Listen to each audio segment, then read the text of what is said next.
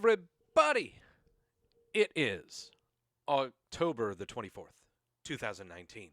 This is Wrestleview Weekly, your one-stop place every week for all the reviews of the pro wrestling television shows and the headlines and the injuries and all of the things that might be trivial and things to make you angry. Hi!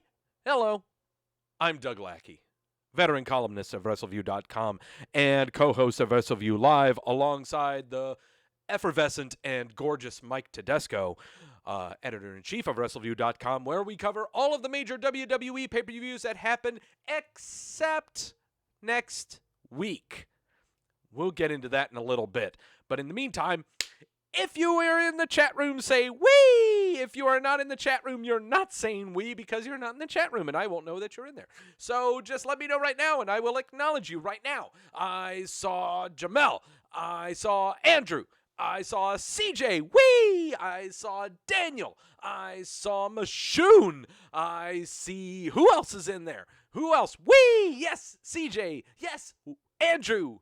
Everyone say wee! Come on now. Just do a tope suicida, second rope suicide dive or whatever the hell it is that you do wee with. That's what we're doing. Everyone do it in the chat room right now. Whew.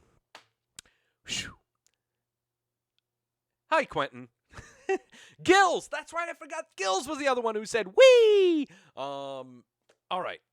Today on the show, going to be covering Raw and AEW. First off, going to be covering Raw and AEW because normally I would also go over NXT, but unfortunately, the DVR scheduling system was only able to do AEW and could not get NXT. And the WWE Network, though I was led to believe that the NXT show would be uploaded the next day. Well, NXT's show from yesterday was not put on the WWE Network. So I haven't seen that. So to be fair, I'm not just going to read WrestleView's recaps and say that just to parrot what they say on there. I can't do that. So we're just going to be reviewing Raw and AEW. I got some thoughts on AEW. A lot of thoughts, okay? But also, so there's another show that's happening on the YouTubes called NWA Powerrr. Powerrr, now let me see. It's with 3 R's. It's NWA Powerrr. So I think it's pronounced NWA Powerrr. So, so I've seen the first episode of Powerrr, and I think it would be fair if on next week's Wrestleview Weekly, I am going to binge what I believe is episode 2, 3, and 4 when 4 comes out. I really want to do a piece on NWA Powerrr because I really think it is so refreshing in comparison to what we have that's out right now from the WWE products and NXT alongside with them and also AEW. It is NWA Powerrr is incredibly refreshing. So I really, really want to talk at length about Powerrr. Yeah, that's the rolling R's. Yeah, like Ricardo Rodriguez. Yeah, I've got that down pat. We can do that. Also on the show, headlines to talk about. Also, updates to the injury report. A major injury happening on tour in Australia that we need to touch base on. Not a whole lot of updates to the WWE Milk Carton, but I will give you previews on who may be showing up on it, barring if anyone does not show up on SmackDown tomorrow night. And finally, it is a prediction show because the Crown Jewel pay-per-view event that is taking place in beautiful Jeddah, South Dakota, is happening next Thursday on Halloween. And so we'll make the predictions for the show. 7 matches are on the card for the Crown Jewel pay-per-view. And that means that I will probably be making 4 locks for this show. 4 locks for the Crown Jewel pay-per-view. And I'm pretty confident about the South Dakota show of Crown Jewel. Never been wrong with them. They're pretty easy to predict. We kind of need a breather from my past. So, first off, as I'm sure a lot of you are wondering, Doug, what are your sources today? Well, if you saw on the Twitter and the Facebook, I had to push back the start of the show from 6 o'clock to 8 o'clock because I was low on sources. Lewis says, "Wee! Lewis, you sexy hunk of man meat, you." I've seen your before and after pictures on the Facebooks, dude. You are ripping it, man. Jeez. Let me see. So, Xantrix, you perfect. Just tuned in. You just tuned in to me to hear go wee. All right. Tonight's sources. So again, I had to push back the start of the show from 6 o'clock to 8 o'clock because I was low on sources. So Thursday nights at my grocery store that I work at part-time, and that is right next door to me, Thursdays is Thirsty Thursdays at our beer den where we have 8 craft beers on tap. They are half-priced pints. And they had a sale going on where you buy 2 growlers, you get a 3rd growler for a penny. So, why not? So we're drinking from the growler of, what's an adjective that I want to use for the growler? Because I have the Chalice of Truth, I have the Stein of Redemption. So, what do I call the growler? I have a Chalice of Truth, a Stein of Redemption, the growler of greatness, CJ says, growler of justice, Jamel says. Wow, this is a good one. A greatness, I love alliteration. I always love alliteration. Wow. I think we'll just go with the growler of justice. I think the growler of justice right now. Growler of knowledge? Jamel. Growler of triumph. Xantrix hits it. Xantrix hit it. Yes, that's the one I'm looking for. The growler of triumph is what this is. Yes, the growler of triumph. Yes, yes, yes. I just like how that sounds. That's great. Yeah, very good. No offense to anyone else. I'm sorry. No, growler of triumph. That's great. So inside the growler of triumph today. No, we have a chalice of truth, Daniel. Sorry. No. The growler of triumph is housing today from Southern Pines Brewery, local brewery here in North Carolina, is, I could not find the name of the beer because it is a special edition that Southern Pines Brewery put together, but it is a sour. It is a 6.1 ABV sour of mango, passion fruit, and vanilla. It is incredibly tasty. I should know because I had 2 pints of it before I came here.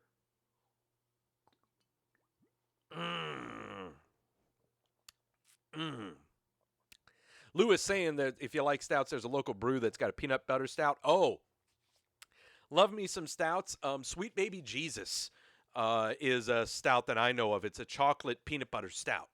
It's not from Great Lakes. I can't remember who does Sweet Baby Jesus. Look it up, kids, on the Twitter, on the Facebooks or the Googles. Do that. Andrew saying, thank goodness no pumpkin spice. There is only one beer that I will drink pumpkin, and that is from No Da Brewery, my favorite brewery here in out of Charlotte. It is called Gorgeous, G-O-R-D, Just. It has a D inserted in Gorgeous, and it is a pumpkin ale, but it's very light on the pumpkin, a little heavier on the clove, and very, very tasty. That was in my growler last week. But today, Southern Pines has this thing. The name that I saw on the placard for this one was called Juice, J-O-O-S. I tried looking it up online. Southern Pines did not have a title or anything. So I am thoroughly digging this guy, and we're going to need it because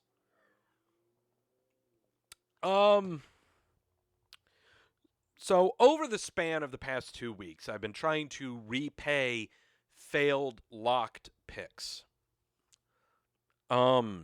These failed locked picks come from Hell in a Cell and the WWE draft that we failed miserably on. Last week, I paid in full for the Hell in a Cell failed locked pick predictions. We went 2-2. 2 of them were locks.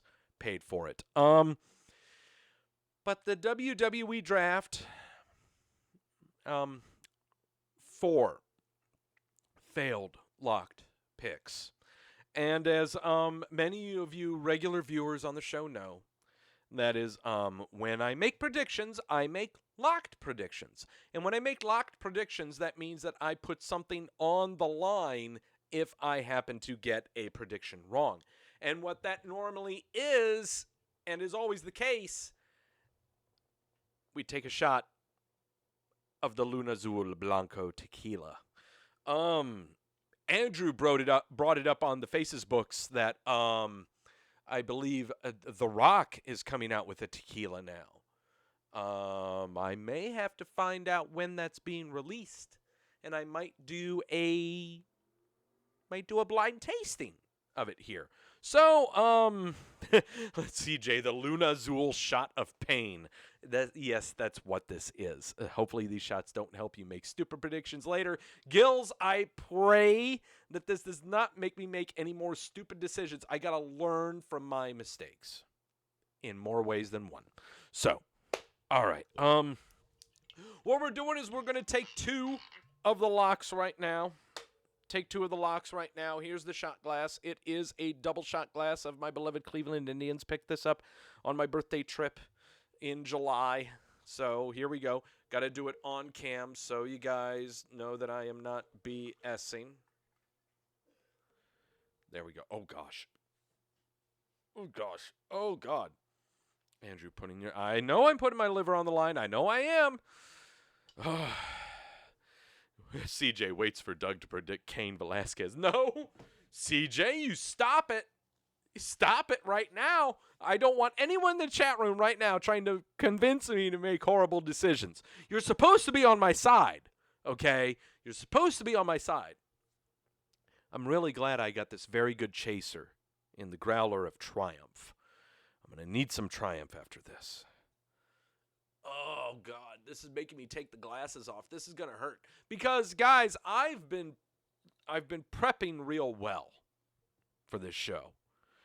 All right, here we go. All right, flow the hair back. Ah, God. Oh, my God, this shot glass looks so intimidating. It's so intimidating right now. All right.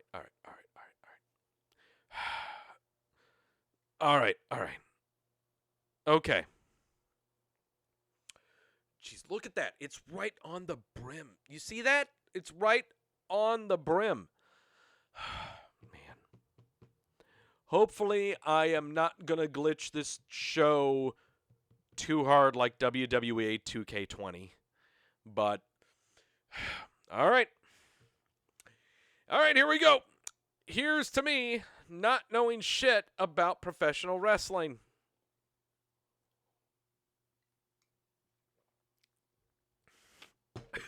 Oh.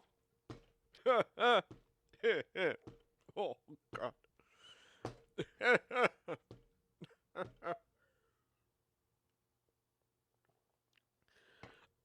Oh, God. We got 2. I got to do another one. God, I got to do another one. Oh, God. All right. CJ, I heard your chest is on fire. Doug's crying should be a meme.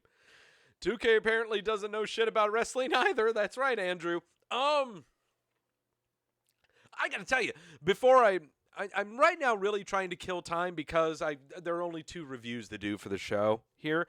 I do want to touch base on WWE 2K20 a little bit. It is amazing. The past week and a half that I have been venturing on Twitter And when I'm on Twitter, I am beyond, I don't really as much say things. I don't tweet that often. I'll retweet random things, and not a whole lot. But when I am on the Twitter, I am scrolling through my timeline, and I have all professional wrestlers, WWE, AEW, Indie, and everything. But I also have a lot of people. If you follow me on Twitter, I'll follow you. It's fair. What's fair is fair. And so I am seeing so many GIFs and so many animations on how horrible WWE 2K20 is. It's really amazing. IGN just put out their review of it. They gave it a 4.6 or 4.7 out of 10. I'm surprised they gave it that high of a rating. Now, granted, I have not played a professional wrestling video game since SmackDown 2, the second SmackDown game for the PlayStation 2. And I've been on the cusp of getting back into a pro wrestling video game, only because I love doing the create your owns. I love making my own rosters. I love playing fantasy booking, And so, no, PlayStation 1. I'm sorry, CJ. Yeah. SmackDown 2 was PlayStation 1. That's the last wrestling game I've ever played. So, seeing these glitches on 2K20 just boggles my mind when they're giving advertisements to this game on every WWE television show they put out there. I'm sorry, but what do they do from here? I mean, I understand they're going to be patch 1 notes, and they're going to do some DLC, and it's going to be updated. It might be more refined. I totally get it. But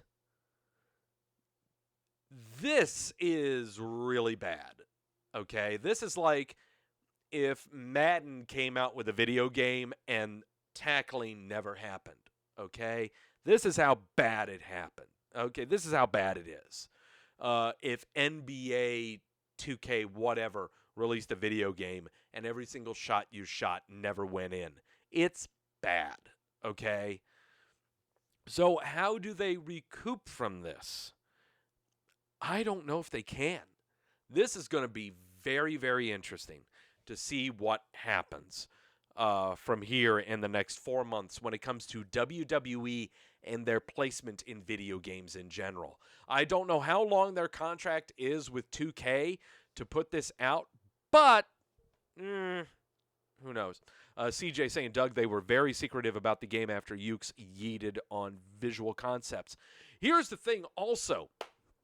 When it comes to Ukes is the developer alongside that developed the game, and 2K is the publisher. So bear that in mind. News of Ukes' pulling out of the WWE franchise of video games, I believe released in August, was when this happened. When actually, I'll bet Ukes' pullout of the development of this game was well before that. This game right now looks like it was only made within a month and a half. It only had 6 weeks to put together. It is bad, okay? So, it is amazing to think that, 2K would not put that much emphasis into, let's go ahead and be fair, I'm not saying it was a major moneymaker, but was a steady moneymaker, and they wouldn't think of that. Nafis, no. Now, look, Nafis, if you're coming into the chat room, Nafis Sadat, if you're coming into the chat room, you do it properly. You do it properly, okay? So, yeah. Ask everyone else in the chat room how you come in properly into the chat room, and they'll go ahead and let you know. When it comes to me, again, in wrestling video games, I haven't played it since SmackDown 2 on the PS1. This was back in the day when the Monday Night Wars were happening, and you had Nitro, you had EC dub going on in syndication. And on top of that, you had New Japan, All Japan, FMW. You had a lot of characters that you would unlock in SmackDown 2 that would have the custom dressing and everything of a lot of Japanese performers like Mitsuharu Misawa and, God damn it, Eiichi. Not Hayabusa, but what he was in FMW. So many different Japanese performers that you would unlock to get their garb. Man, I miss that kind of stuff. But you don't get that now because internet. Yeah, you don't get that because of internet. Oh, there you go. Nafis, you're supposed to say, wee! There you go. You got it. Okay, there you go. Okay. What you've missed so far, Nafis, is me taking 2 of the 4 locks that I've missed. And we're just about to dip into Raw and AEW reviews. My hair. There we go. Raw. The Red Show was not too bad this week. Though, the Red Show, I don't want to say you want to give high praise for it, but you don't want to say it was so low. But the Red Show was not bad. Especially when we're going into, they've got another show coming up as the go home for Crown Jewel. But they did decent amount of stuff trying to bring up to it. I'm just really trying to procrastinate right now. Because I'm afraid of giving my predictions for this South Dakota show. I'm really afraid of giving this. Let's go ahead and get this over with. I'm sure there are a lot of nice gifts to go ahead and talk about on there.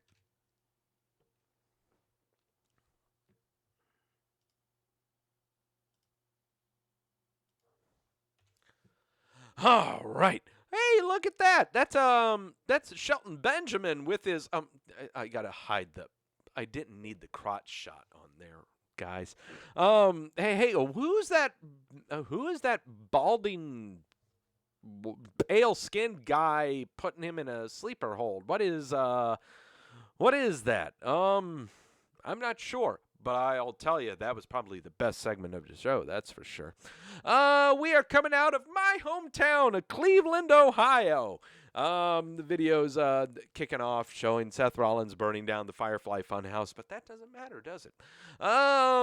Ric Flair comes out, says a lot of things, and he's about to introduce his captain for his team going up against Hulk Hogan's team at the Crown Jewel pay-per-view at Jeddah, South Dakota. And he says he's got the last hand to play. Tell your girlfriend that, buddy. And Drew McIntyre's music hits. It kind of threw me off for a second there. I thought it was going to be Triple H, to tell you the truth. Got to clear my throat because all of you are yelling "wee," and I'm supposed to be doing that. Not yet, anyway. Drew McIntyre is the captain of the Flair team. And, yep, he's coming out and everything. And, yes, he feels really good. He has a match against Ricochet to start off this show. This was a fantastic match, okay? Because normally Ricochet would have matches with Cesaro. God, he's had 5 televised matches with Cesaro, and all of them have been flawless. But now we finally got Ricochet versus Drew McIntyre, and there was no difference. This match was fantastic. Ric Flair sitting on ringside, and yep, he's looking at things. We don't know what, but he's just looking at things. Lots of moves were happening. Oh, shit, here we go. I better clear my throat for this one. WWE tweet reminding us that superheroes are real. Here goes Ricochet. He's on the middle. Whee! He's going through the middle ropes to do a little whee! Going through. Oh, looks like a suicide. Whee! Going through it. Suicide dive into a somersault. Whee! Oh my God, this hurts me so bad. Whee! Okay, that's enough. This has become a normal thing now. Whenever I do the Raw recap, whenever we do a Ricochet match, it is littered with wee. Could someone make a sign of that? If you attend a live event, like seriously, just hold up, W and 4 E's and an exclamation point, just go wee. Because that's what this is. And I'm going to go in and play this GIF going on, but I'm not going to constantly go wee during it. But I really have to do this, okay? I've really got to say this. This has become a trope. A magnificent trope, okay? It's gotten to a point to where these suicide dives through the middle ropes or over the top rope, this has become incredibly passé. But I understand that they do this to lead up into a commercial break, and yeah. I totally understand that this is supposed to be the crowd point and it gets everyone up their feet, but for the love of God, this is getting really tiresome, okay? Do we have to have this leading up to a commercial break every single time? Can't you just do a big slam? Can't you just give him a punch to the face and he's just laid out and clawing at his jaw? Can't there be something else to do? It's getting tiresome, okay? It really is. Every single match has got this. I'm getting tired of it. Don't get me wrong. I love doing, reacting to it with a GIF and going, wee! But, oh God, no. Wee! There we go. Okay. It's getting tiresome. It's a trope now, okay? This is about as bad as DDTs, okay? About as bad as power bombs in the 90s. About as bad as, Hurricane Ranas. If everyone's doing it, it doesn't make sense. This is the new super kick. This here is the new super kick. Everyone is doing it. So, yeah. Just had to put my 2 cents out there. But, okay. This right here, with Flair on the outside, getting interviewed while the match is going on is fantastic. This was a fantastic decision. Where are we? Where are we? Kansas City? Cleveland? Tennessee? SmackDown? No, I know. We're right. We're all right now. God, this was great. Okay. I love me staunch, feet in the ground, though wrong as hell, Ric Flair. Okay, this is great. Ric Flair, gotta love him. Gotta love him with his geography. By the way, McIntyre doing a crucifix buckle bomb into the corner. And then finally, after that, Ric Flair is excited because Drew McIntyre won the match. He starts dancing and pumping his fist. Yes, so there you go. But he's not done. Drew McIntyre is still beating the crap out of Ricochet and gives him an Amabala slam onto the steel steps. Amabala slam onto the steel steps. Will Ricochet make it into South Dakota next week? I don't know. That might be a storyline that they'll do next week on the Raws. Who knows? But an Amabala slam onto the steel steps. Later tonight, we're going to have Rusev on the King's Court. Street Profits are introducing their mystery partner who's going to take on the OC, and Seth Rollins is going to take on the talk about the Firefly Funhouse. Charlie Caruso is backstage with Orange County, the original club, and they all say words. Yes, they do. Aleister Black is backstage, and he says emotional words about who wants to pick a fight with him. So he just goes against a jobber, and he looks really menacing. King's Court with Rusev. Rusev talks about love, and the best thing about the King's Court with Rusev is Jerry Lawler talking and everyone saying what to combat him, and Rusev going, hey, he's a Hall of Famer. That made him shut up. But then Lashley shows up. He's at a restaurant with Lana, and they're enjoying food. Don't we all enjoy food just like that? And so Rusev is going to run out of the ring and run all the way down Euclid Avenue to find out the restaurant that Lana and Lashley are eating at. I don't think I ate at that same restaurant. No, that does. This restaurant that Lashley and Lana are eating at does not look like a German brew house.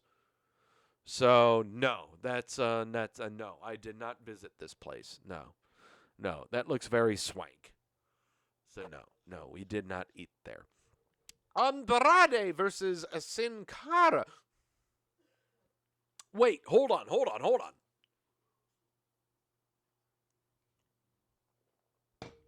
Sin Cara?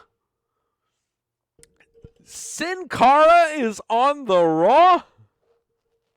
What? Sin Cara made it to an episode of Monday Night Raw? How long has it been? Hold on, I gotta bring up my database on this one. How long has it been? It's been since May? April? Something like that? Off the milk carton! He's off the milk carton! God, it's been 6 months! 5 months. God, it's been a long time. Holy... Off the milk carton. Andrade with Zelina Vega in tow versus Sin Cara. Humberto Carrillo would be backstage looking at the television at a very odd angle for no reason whatsoever. And it was a very decent match. Oh, God, here we go. Well, there's the Sin Cara. He's on the top rope. Whee! He does the flippy-dippy moonsault from the top rope. Zelina just had to back off. Whee! Holy crap, he landed on his feet, too. Whee! Oh, my God, this hurts so bad.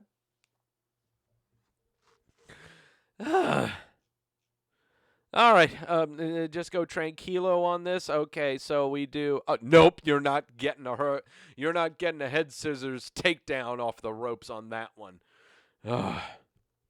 Andrew saying now watch Epico show up some week just before. No, Epico is not showing up. There's no way. I'm not locking that. I cannot lock that. Okay, I cannot lock that.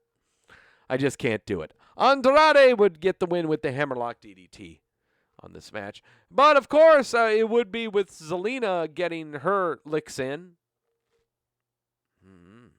the match. Yeah. So, there you go.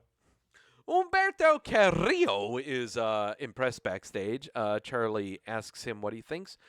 And he says that he says words. That's all. And he said that he wouldn't be a champion like Seth Rollins playing with fire. Oh, what the hell? Whatever. Street Profits are backstage. They say words. R-Truth is sneaking around backstage. He bumps into one of the Singh brothers, the Bollywood boys. He gets rolled up, takes the pin, and loses the 24/7 title. The Viking Raiders are going to be making their way to the ring. Commercial break. Zack Ryder and Kurt Hawkins are interviewed in the gorilla position about their match. They lose. There you go. Lashley and Lana are cuddling in the restaurant booth. They're saying words. They're still backstage after the commercial break, but Rusev has found this restaurant.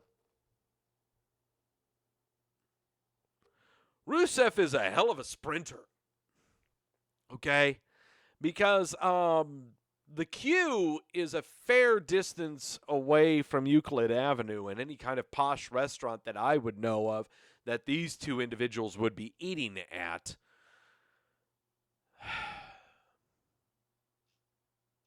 Whatever. Rey Mysterio is now in the ring. He's saying words about Brock Lesnar and family and Godfather and his son and everything. And Paul Heyman shows up. He says words about Bork Laser and blah, blah, blah, blah, blah, blah, blah, blah, blah, blah, blah, blah, blah, blah, blah, blah, until now it's time we start talking serious about these promos. Mysterio's shouting something in Spanish to Heyman on the Titantron. But then Shelton Benjamin shows up and cuts him off. He says he needs to get something through his head. Mysterio and his son get annihilated by the Beast, and his buddy Cain Velasquez just waltzes in because Mysterio can't defend himself or his son. So he gets a title opportunity for that. Ray says, "Oh, this is a family thing." Shelton says, "No, I got a secret for you. I have a buddy. My buddy is the Beast. At the University of Minnesota, I trained Brock Lesnar. I roomed with him. Lesnar is my family. And aside from Heyman, no one knows Lesnar better than me." Ray says, "Well, Shelton, you got it twisted." Shelton goes, "No, I'm going to test that theory right now and see what happens. If I push you around, what happens? Will I get a title opportunity?" He starts shoving him. "Ooh, U.S. title." Slaps him in the face. "Oh, Intercontinental title." Fucking fantastic. This was fantastic. Yes, Cain Velasquez comes out and he starts beating up Shelton Benjamin and throws him out and whatnot. But I want to talk about this, okay? We never would have thought that 5 or 6 weeks ago that we saw this Joker with just his face zoomed in and he's doing this, rolling his eyes around and looking around trying to think of something, that he would be inserted into this storyline of Rey Mysterio, Cain Velasquez, and Brock Lesnar. We never would have thought that this would happen. I'm not sure in his past that Shelton Benjamin was flawed in his promo delivery, but I'm sure if the arguments were that he was ever flawed in his promo delivery, it was because there was never a very good plot foundation for it. This was one. This was a great foundation to insert him into this. I gotta see Shelton Benjamin versus Rey Mysterio sometime between here and Survivor Series, which I think is happening in the next 5 weeks. We're looking at probably a 5-week build right now. After this promo, I'm sorry, my stock on Shelton Benjamin is way up there. It has nothing to do with his in-ring work, okay? In-ring work is suspect, okay? But this got my attention. This got my attention real good, all right? And they tried milking the whole with him having a match with Shawn Michaels nearly a decade ago. No, you can't go off of that now. This could be both of these guys, Shelton Benjamin and Rey Mysterio's swan song. Rey Mysterio's getting there in age. We know that now. Shelton Benjamin, he's healthy, but no, you can't. No. I cannot wait for Shelton Benjamin and Rey Mysterio. Once Rey is healthy, give him 3 weeks. But we'll see. Shelton, he got beat up by Cain Velasquez. Oh, whatever. Charlie Caruso is backstage with Seth Rollins. He says some things about burning down the Firefly Funhouse. He sees Humberto Carrillo in the background and just challenges him to a match. So there you go. And now we're going to have that match. Video package of things happening in South Dakota. Here we go. We got stuff happening between Humberto Carrillo. Holy crap, he's jumping. Oh, God. I can't do a wee. I can't do a wee with that. No, Humberto Carrillo bouncing from the second rope to the top turnbuckle and then doing a crossbody off of that. And no, I can't. No, I'm not doing one from that. No, I'm not. Lots of things would happen in this match. Humberto Carrillo go, wee! Moonsault on Rollins. I can do that. I can absolutely go, wee! Flattening Seth Rollins, wee! He has a very pretty moonsault. He's go, wee! Oh, God. This is really, wearing on me. Oh boy. 2 more locks to take. Oh my God. This is going to hurt so bad. All the respect and the honors that were shown between Seth Rollins and Humberto Carrillo. Oh, it just leaves me tingly inside. I don't know where in my body, but I am tingly somewhere. Oh, this is the honors and the respects that all professional wrestling misses. God damn it, it's still real to me. R-Truth is backstage with the referee after the commercial break. He rolls up the wrong Singh brother. Didn't get his title back. Street Profits are making their entrance, and they're dancing through the crowd after they go through the entranceway and everything. They're going against the Orange County. AJ Styles is at ringside, so this is not a 6-man tag, though we were led to believe that it was. Why did they say they have a mystery partner if this is not a 6-man tag?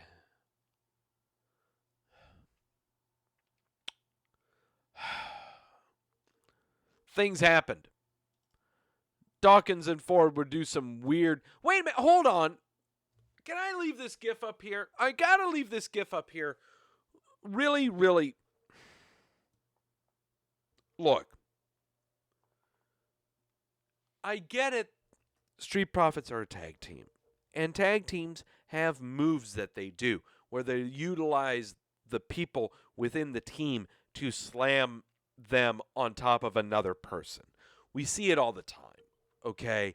Some guy picking up his tag team partner and body slamming them onto another, or power bombing them onto another. I totally get it. That's what happens. But can we look at this GIF?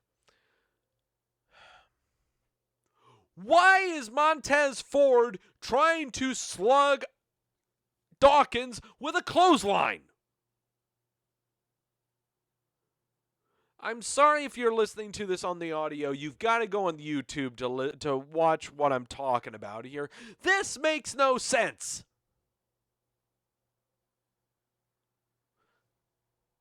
Explain this to me. Seriously, someone try to explain this to me. I'm not saying that this is why this match sucked or anything, but why did he do that? Why?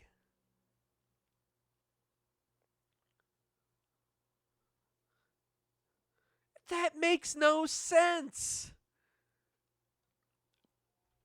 But you just wait until I get into the AEW review. You just wait, okay? You just wait. We get back. Angelo Dawkins is getting the hot tag. Okay, now... They are trying really hard to recreate the Big E hot tag. The Big E hot tag is right now the best hot tag in all of WWE tag teams. They are trying their damnedest to recreate it. And I'm not saying this because Angelo Dawkins is black. No, I'm just saying it because these are two teams that have a lot of similarities in their characters and being fun-loving fan favorites and everything. And so you got to have the big guy of the team coming in to do his thing. This isn't working. No. The big man always gets the hot tag. We see it with Sheamus. We see it with Otis currently. We saw it with Braun Strowman. Angelo Dawkins does not strike me as big man hot tag. I'm sorry. Maybe it's just me. And I can't believe that I'm actually, nitpicking at Street Profits' first ever match on Monday Night Raw, even though for the past 2 months they've been our wandering minstrels throughout Monday Night Raw.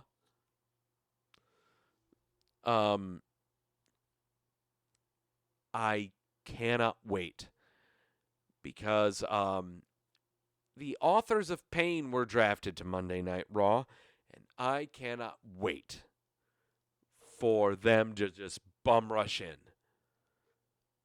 I am smelling a Street Profits AOP program for the next 2 months, 3 months at that. Street Profits AOP TLC, chalk it right now. Right now. Are you not interested? Does not that aren't you just AOP Street Profits at TLC, whether it be for a title or not? It sounds so delicious. It sounds so great. By the way, AJ Styles is at ringside. He would interfere, and out comes Kevin Owens to give him a stunner. And that's how we end the show. No, how we end the show is, though, I think you want something to warm your heart. Less than 2 weeks before Victoria had her child, this is what you wanted to see. Montez Ford picking up a baby, and that little thing just smiling after Street Profits went through the crowd in victory. I got to take a drink right now from the sources. Look, after all the faults that I said about what the fuck were Dawkins and Ford doing with their tag team shit in the ring, I am telling you right now, this cemented them forever in Vince's mind. This right here. These guys have a career for life. This moment right here. They can do no wrong now. Montez Ford is the smartest human being on that entire Raw roster. He is great on the ad lib. He is great on the demonstrative motions. We complain that he is so obnoxious and everything. Are you kidding me? Look at this. Look at this. Okay. Yeah, no, I got you, CJ, in there. It took Dawkins how many years, how many tag teams and gimmicks? Totally get it, okay? Totally get it. Jamel, not to be a downer, but who brings a baby to a wrestling event? You need to come to Charlotte, Jamel. They bring them all the time. Okay? Montez Ford is a smart human being. This right here gave him and Dawkins careers for life. Seriously. Look at this. Seriously. You see any other... I can't explain it. Quentin saying Montez Ford has the it factor. Well, all right. I got to switch away from the GIF. First off, 61% gave Monday Night Raw a thumbs up. Quentin just said that Ford has the it factor. CJ, hell, his wife has a career for life by proxy. I know with Bianca Belair, I totally get it. Come to Memphis, Jamel. Yeah, they got that, says Andrew. Look, I'll keep the gift playing of Montez Ford. Look, Montez Ford has definitely got the it factor. But the tag team will never be split up. Ford will never be on his own. Dawkins will never be on his own. This is an act for life. Right now, when the New Day gets too old, these are the guys that are going to be there. Yeah, that's what this is. I want the Street Profits to chase for the title for 2 years. They cannot get the tag team titles upcoming at WrestleMania. They just cannot do it. Okay? But CJ says it in there. Andrew says it on top to agree with him. The Street Profits are Raw's New Day, is what they are. And that's what they were painting them as, being wandering minstrels narrating the entire show for us. That's what they have been. So, Street Profits will win the tag team titles at WrestleMania in 2021. Is what'll happen. No. We got to build these guys up. I want to build them up for the long haul. Okay? Who are they going to win them off of? Who knows what's going to be in our midst in the next 18 months? We don't know who's going to be on the roster. So we can't do that. But all I know is I want these guys getting the tag team straps at WrestleMania 2 years from now. Not next year. I can't do it next year. I just can't. No. I really can't. No, I just can't. I don't know why. Just because I don't have enough confidence in thinking that these guys will be... They've been narrators for 2 months, okay? And I don't know if I can really say it just for this moment, but it's darn near close. Ugh. I so want to have them as champs so soon, but I'm just being conservative, okay? I'm just being incredibly conservative is all I'm doing. I just can't do it at WrestleMania. I just can't. I just can't do it at WrestleMania this year. All right. That was the Red Show. Now, take a swig of the sources. I have some thoughts on AEW this week. Viewership went down for this week's episode. And I don't want to name names. I really don't want to say particular matches. I don't want to say any of that. But I'm just going to say all of these matches sucked.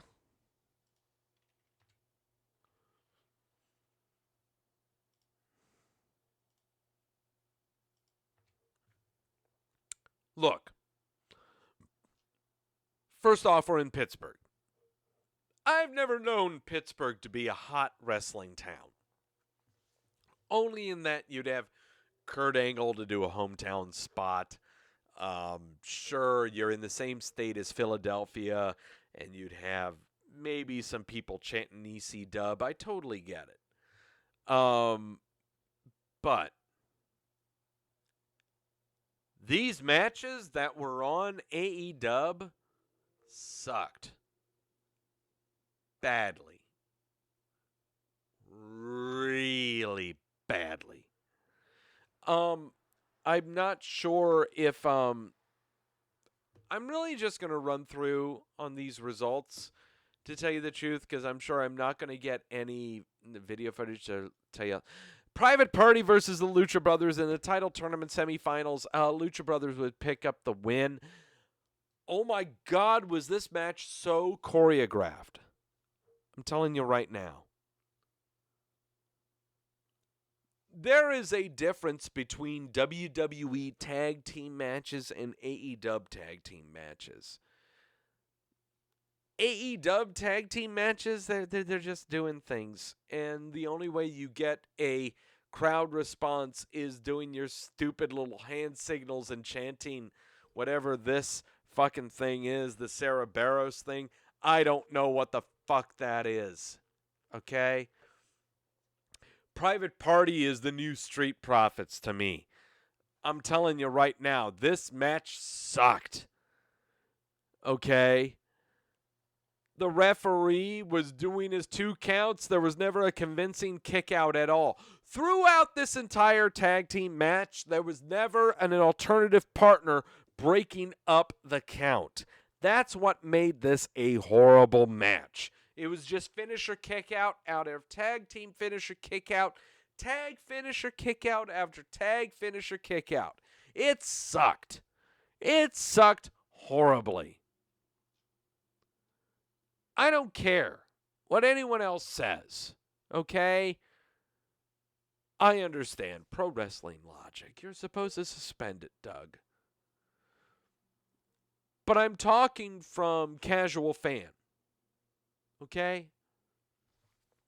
I'm talking from casual fan that does not partake in YouTubing, that does not partake in independent wrestling. You're trying to rope me into this new federation.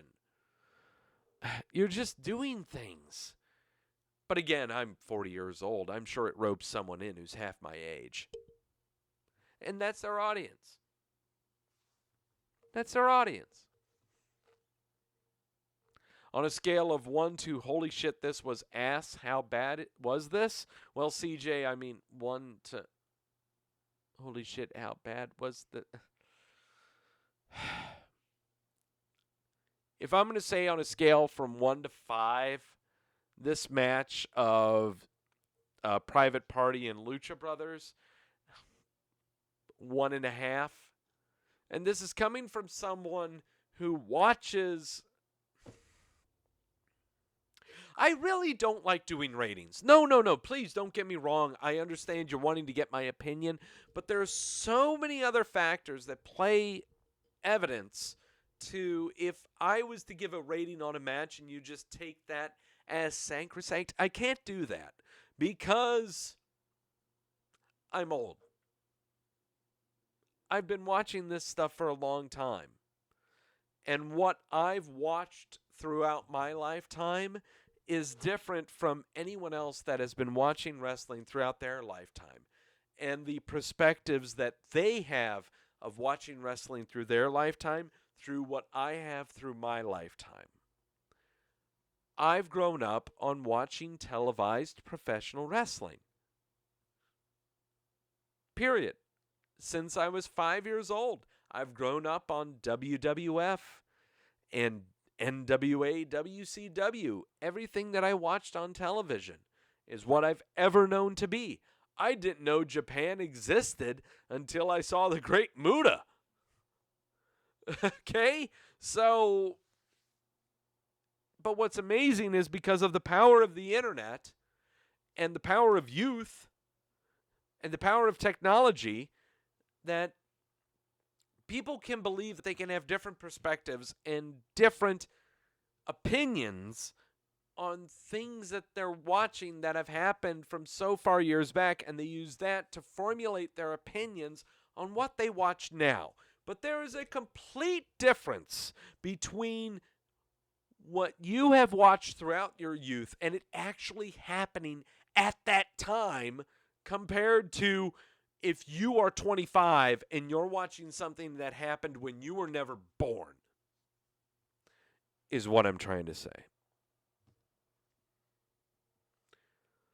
There are incredible amounts of perspective that I believe are lacking in all of talk when it comes to professional wrestling on the internet. This match right here between the Lucha Brothers and Private Party, I believe, would be a great example of it.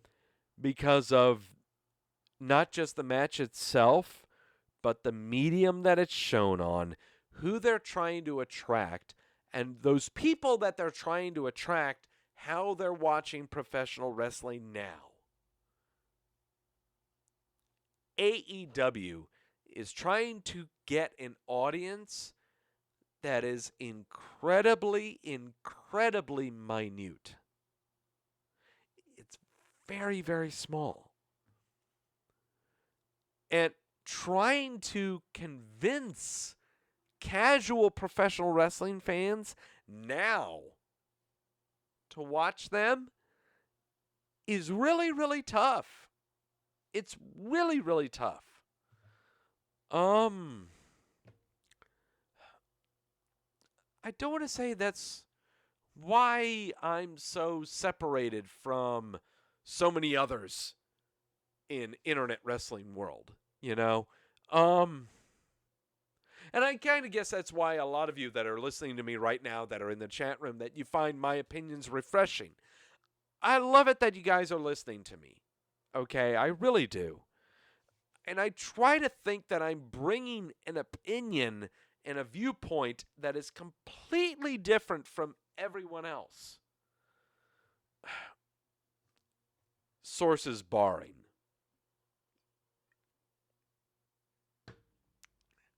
I mean, I know I'm not Hunter Golden.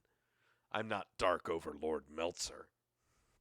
I'm not anyone else that's on F4W Online or PW Insider or anything like that.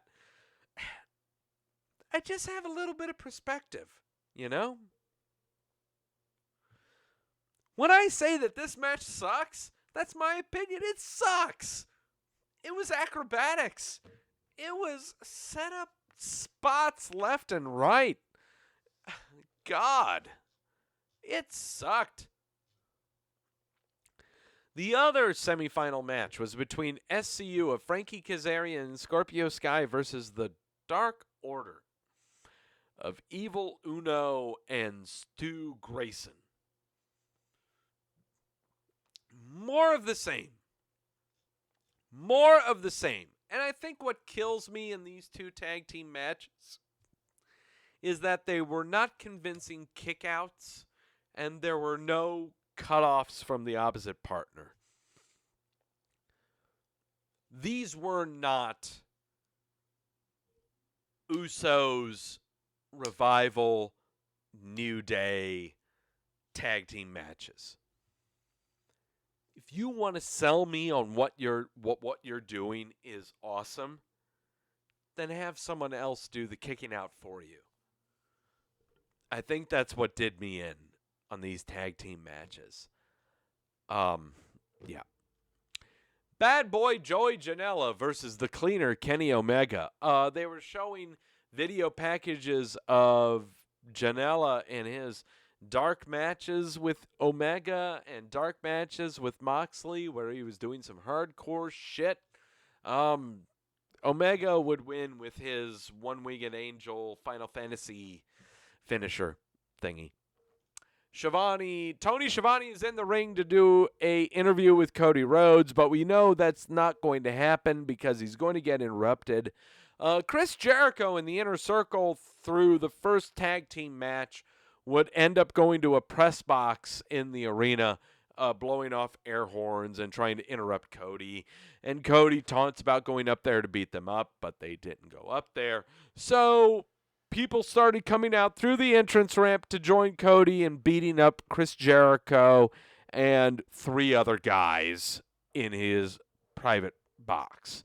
And they would be his brother Dustin Rhodes, MJF, and Diamond Dallas Page, who would really just walk out and do nothing.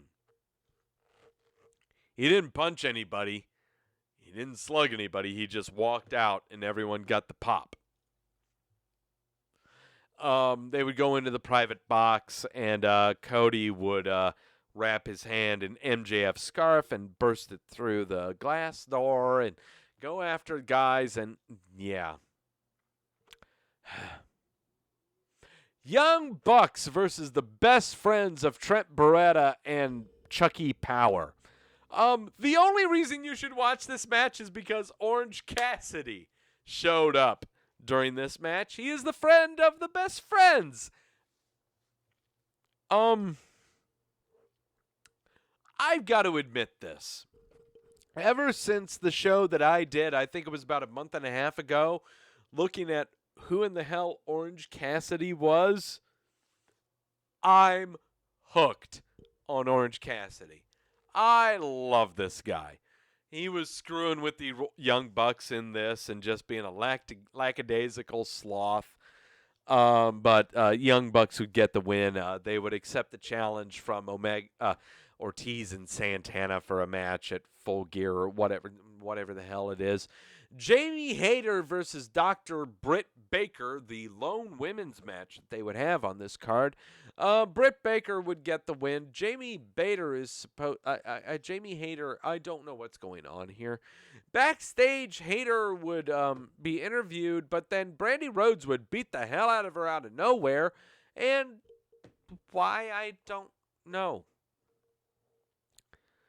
Gil saying Orange Cassidy is the only thing that makes the best friends worth watching. Absolutely. Am I all in on Orange Cassidy, asks Jamel. Oh, fuck yes.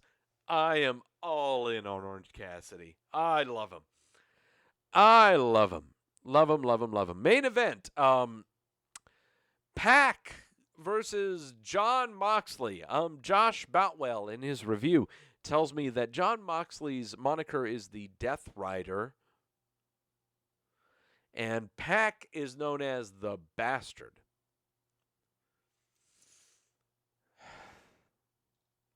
Whatever. They did things. Nothing really came of any consequence to this because this ended up being a time limit draw. Moxley would beat up the referee at the end of the match, and there you go. What did everyone think of this show? 80% gave it a thumbs up. And just as SmackDown, why does everyone like AEW? Well, it's just like SmackDown. Everyone loves AEW because nobody watches AEW. You know what? Don't mind me here, but I'm going to go off to the side here. There was a tweet that we sent out asking who won the Wednesday Night War. You know?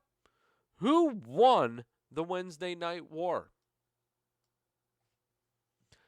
56% said that NXT won the Wednesday Night War compared to AEW,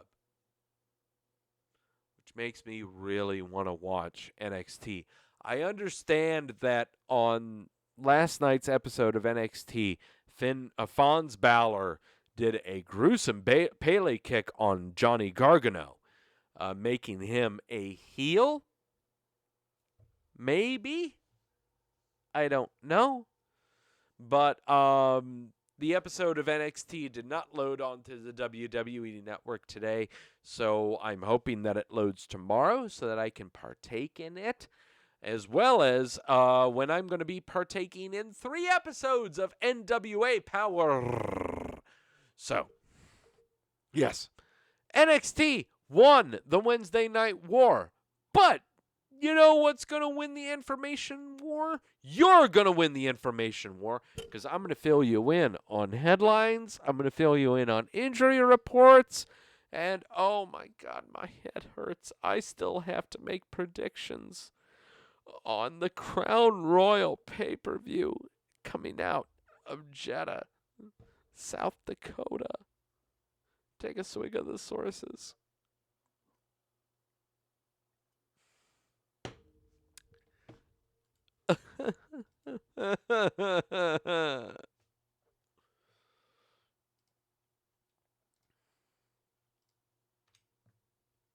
Okay.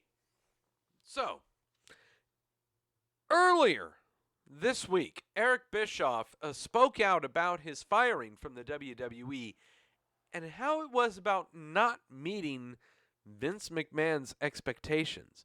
This was on the 83 Weeks podcast that I don't know who that's done with, but here it is. I'm going to do his quote about his firing.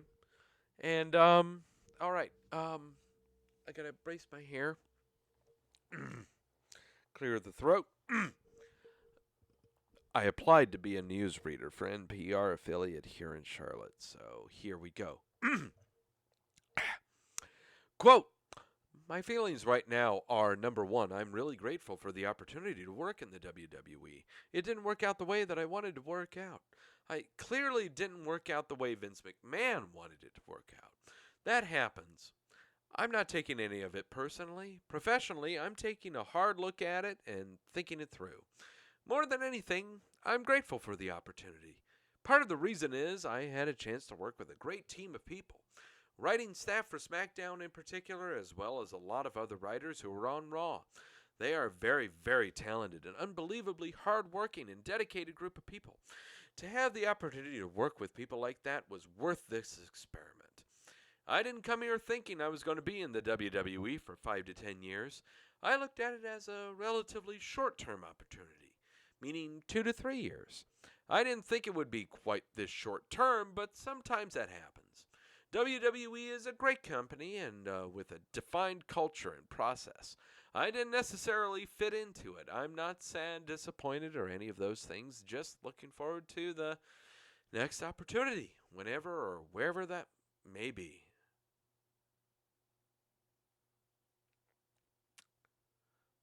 tried. I hope they came out well.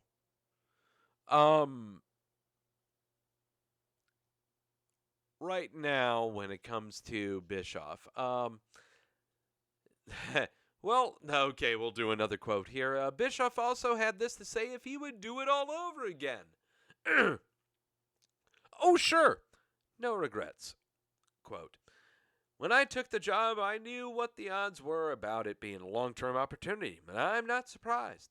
I'm disappointed, I'm not going to lie, but I would have liked to have met Vince McMahon's expectations, but I would have liked for it to have been a longer run. I'd do it all over again in a heartbeat. End quote. A lot of this seems to focus on what Vince McMahon's expectations were. Granted, Bischoff was only in since June for SmackDown. What exactly did he do within that 4-month span of SmackDown? Seriously. What did he do? That's something we need to investigate. What did Bischoff do in SmackDown? First off, when Heyman and Bischoff were brought on to the writing staff of Raw and SmackDown, we were led to believe that it was not going to take effect until after SummerSlam that previous August. So, if that's the case, then Eric Bischoff's handling would not really have been seen by us, the viewing audience, on television for maybe 3 months, 12 episodes maybe. So 12 episodes of SmackDown is what we are led to believe that he was judged on, that we can only see. We are not going into rumors. We're not going into conjecture. We're not going to speculation. We don't know what the boys in the back are saying. I'm only saying what we see is what this guy has done from post SummerSlam up until 3 weeks ago. It's only 2 months of work, okay? 2 months of work. Maybe only 8 episodes of SmackDown. We aren't going to see anything when it comes to storylines brought into anything when it comes to SmackDown. It's on Fox now.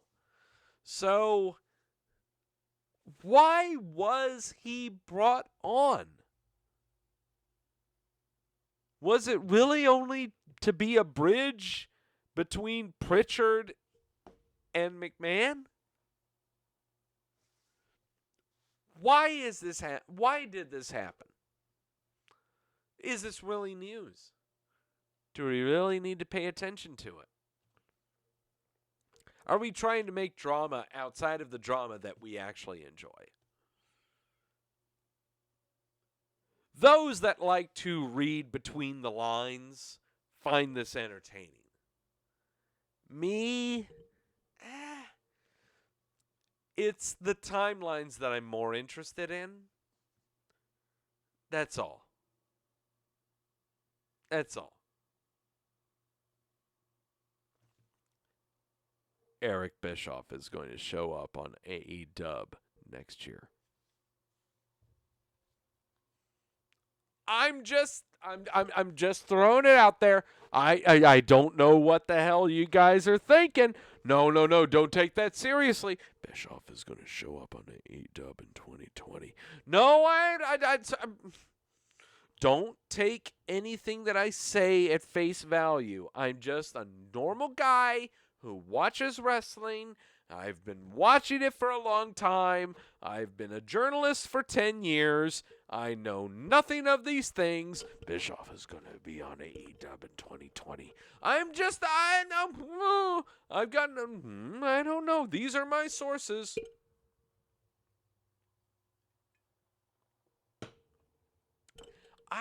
No. This is not reckless by any means. This is not, no. please, there's a big difference, okay, between Dave Meltzer saying that Seth Rollins burnt down the Firefly Funhouse because Fox doesn't like it, but they're showing it on SmackDown. No, there's a big difference between what Meltzer is saying and what I'm saying, and that big difference is time. I'm giving plenty of time. Bischoff is going to be on AEW in 2020. I'm just telling you it could happen. That's all. Gills. But Gills is saying you don't know shit about professional wrestling. Well, you're right. No, you're right. I don't. I really don't. No, and I'm not here to argue anyone about that. Okay? I'm just as much a fan as you guys are. Okay? But it's great when you have opinions brought together and you think about it, you know? That's all.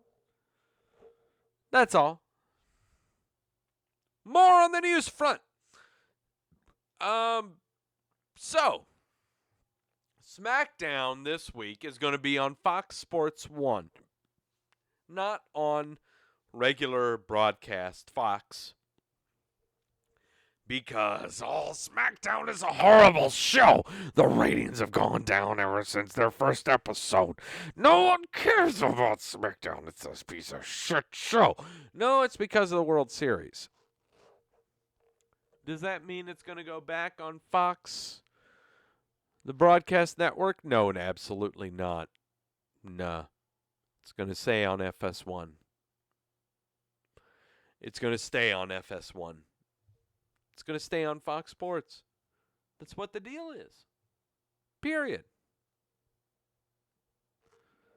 Period. Read for it what you will. Oh, Tribute to the Troops. Tribute to the Troops is going to be with SmackDown on December the 6th out of Fayetteville, North Kakalaki, over at Fort Bragg. Down the, well, not necessarily down the road. It's like about an hour and a half drive. The middle of bumfuck. I can't take any major interstates to it. But it was the same location that I saw with TNA, the renewing of the vows between Jeff Jarrett and Karen Angle. Would I go to this show? No. No, I'm not going to this show. But that's where the Tribute of the Troops is going to be. It's going to be down the road from me here in Fayetteville, North Carolina at Fort Bragg because we got a lot of guys there that wear fatigues. Yeah.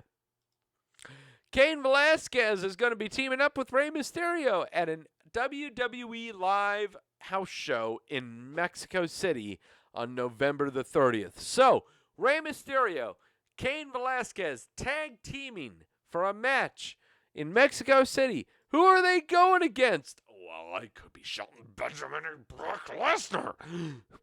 No, it could be the Revival. I'm going to tell you right now, I have not read this report to know who they're going to team against. Let's find out together, shall we? It's going to be against Drew McIntyre and Andrade. Look at this card for November the 30th out of Mexico City. First off, it's Seth Rollins versus Bray Wyatt. We have Cain Velasquez and Rey Mysterio versus Drew McIntyre and Andrade. Roman Reigns versus King Corbin, Becky Lynch and Charlotte Flair teaming against Sasha and Bayley. Braun Strowman versus Shinsuke Nakamura with Sami Zayn in tow for the Intercontinental title. Owens versus Orton. Ricochet and the Viking Raiders versus Orange County. And Rusev versus Bobby Lashley.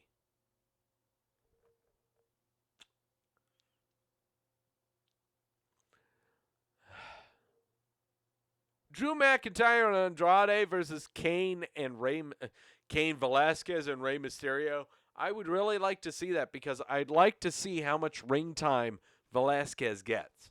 Granted, when Velasquez initially left UFC and entered into pro wrestling going into AAA, I would really like to see how much ring time he got.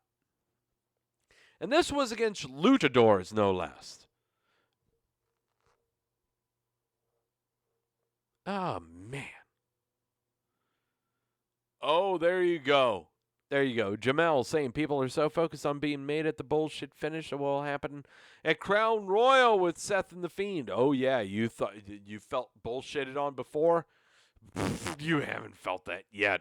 Yeah, I just said Firefly Funhouse is being brought back on Friday on Fox Sports 1 because Rollins didn't initially burn it down. And Dave Meltzer said that Fox didn't like the Funhouse, but it's going to be on. Braun Strowman attacked Tyson Fury while he was training at the Performance Center. You know what? I want to bring this up because I actually have not seen this. So bear with me. I'm just going to pop this up right here. I'll make sure to talk while this is going on. I have not seen this yet, but I'm sure this is going to be shown on SmackDown. This was not shown on Raw. Here we go.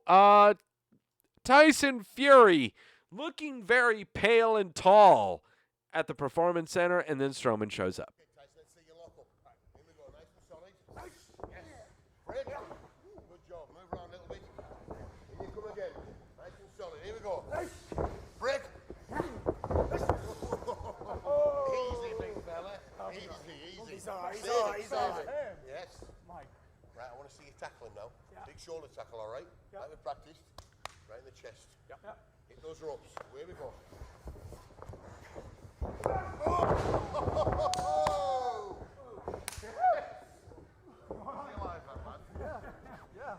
Woo! Fantastic. Good night, Lewis. Whee! You got one more in you? Yeah. Sure. Let's do it. That's the spirit. Woo! Brace yourself now. Here we come, Tyson. Same thing, exactly the same. Ready? Yep. Here we go. Come on. Yep. Sure? Yeah. Yeah, I don't know. Yeah. Whoops. Oh, yeah, he just bum rushes out of nowhere. You don't notice the 6'10" guy coming in? Get him out of here. How'd he beat the, Wait, no. Oh, and Rory's got some problems with it. Oh, God, this is bad. Get some medical. All right, that's enough of this. Oh, God. Oh, God, that's bad. Stop it right now. No. Stop it. I think that was Dougie. I saw Dougie Williams. You saw him, Jamel? That was Dougie Williams. Yeah, that was Dougie. Oh, my God. Big, bad Doug. Oh, man, that was bad. Braun Strowman sneaking up on you is like Dom DeLuise sneaking up on you. No, stop it. Oh, hey, Kenny Omega became the AAA Mega Title holder after last Saturday's Heroes Immortalis 2019 pay-per-view. Yeah, that's a great thing. He defeated Rey Fenix to become said champion. Yeah, I'm sure he's going to lose it in 2 weeks' time. So, whatever. WWE touts that it reached 50 million subscribers on YouTube. Really? Do I need to check that right now? Do I need to verify that? No, I don't need to verify that. WWE Backstage is going to be airing on FS1. Announced earlier that immediately following tomorrow's episode of Friday Night SmackDown, FS1 will air for one night only a special edition of WWE Backstage. It's going to be hosted by Booker T with NXT's Fonz Balor being a special guest to promote NXT. That would be on the USA Network. It causes my arm to jettison back and forth. NWA Into the Fire pay-per-view sold out in 3 hours. Limited tickets remain for the limited TV tapings. It was going to be, where is this going to be at? It's going to be in Atlanta. I'm sure it's going to be in a recreation center of some kind. Rock, oh God. Oh God, save me right now. Oh God, save me. Oh, fuck. Okay. For those of you listening on the audio, I apologize.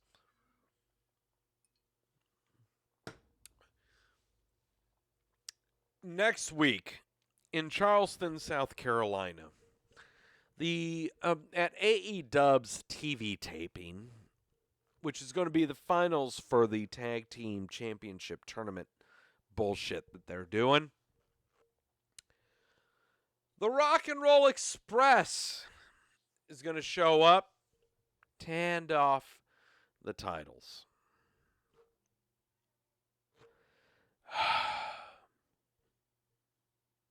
Look, I love me some Ricky Morton. I love me Rock and Roll Express. But for the love of God, why do we keep riding this horse? Why? Why do we keep riding this horse? It's not strong enough to pull the buggy full of all of these Cheeto munchers and dude chuggers that watch AEW. For the love of God, why do we trot these old stallions and Mustangs out? Why? People in California don't know who they are. People in Minnesota don't know who they are. Stop it. For the love of God. Ricky Morton just wants to sleep. I'm not going to talk about that. News on the happy front. WWE superstar Mustafa Ali clarified that he's going to be donating all of the pay that he got from this next week's Crown Jewel pay-per-view in South Dakota to charity. He did this via tweet. Clarify some reports. My earnings from the Halloween event will be donated to #CharityWater. It is from Charity Water is some website that he's donated all this to. And he also gave a Halloween costume to a very special fan. Yeah, here we go. Little man wanted to dress up like me for Halloween. Parents couldn't find an Ali costume, so I had to send him one. Enjoy the gift, Noah, said him in a tweet to this little dude that's I'm showing on the Twitter right now, unwrapping the gift that he got from Ali. Thank you, Ollie. But what does this do, honey? What is it? Show me. This lights up. And do you know what He the shows the awesome part face is? mask. Look at the remote control. What does it do for you? Got a remote control. It turns it on. Turns it on. There's a bunch of colors on there. All right, now look. Yes. I'm gonna try this on. Try it on, big man. It's like a wire. Try on that thing. Dad walking in. What the hell is this thing? Straps, honey bunny. Hey, come here, You got an alien face hugger on your head. Ladies and gentlemen, this is why AEW will fail. I'm sorry, I don't see Pentagon Jr. holding any babies up and playing with them. Man, what are you going to do? News on the injury front. Oh, God, why is that showing up like that? That's not how it should show up. Doug, why didn't you prep this? There we go. There we go. News on the injury front. Xavier Woods is... no, that's not how it... All right. You see, Doug, this is how we... oh, what the fuck ever. Xavier Woods suffered an Achilles tendon strain during the tour of Australia over the weekend. It is a strain is what it is, not a complete tear.